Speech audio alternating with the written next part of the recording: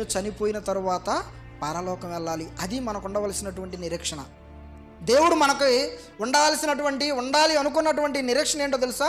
మనందరము కూడా ఇదిగోండి అదృశ్యమైనవి ఉన్నాయి, చూసావా? అదృశ్యమైనవి ఉన్నవి అనాలి. ఏంటి అదృశ్యమైనవి?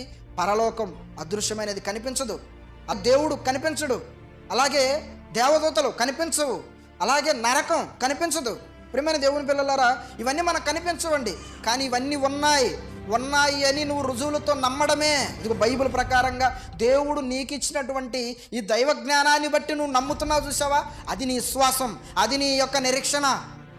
అది ఏమంటున్నాడు? నిరీక్షింపబడు వాటి యొక్క నిజ స్వరూపము. ఇదిగో నువ్వు నిరీక్షిస్తున్నావా? నేను దేని కొరకు?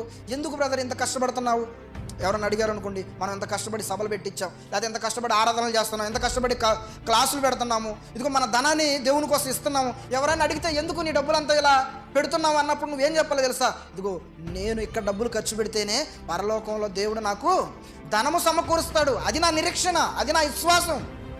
నేను మరణించిన తర్వాత దేవుడు నన్ను పరలోకం తీసుకెళ్ళాలి అనే నేను ఇదిగో ఇక్కడ దేవుని కోసం ఖర్చు పెడుతున్నాను, కష్టపడుతున్నానని చెప్పగలిగేటువంటి స్వరూపం నీలో ఉండాలి, జీవితంలో కనపడాలి. ప్రేమని దేవుని పిల్లలారా, అది దేవుడు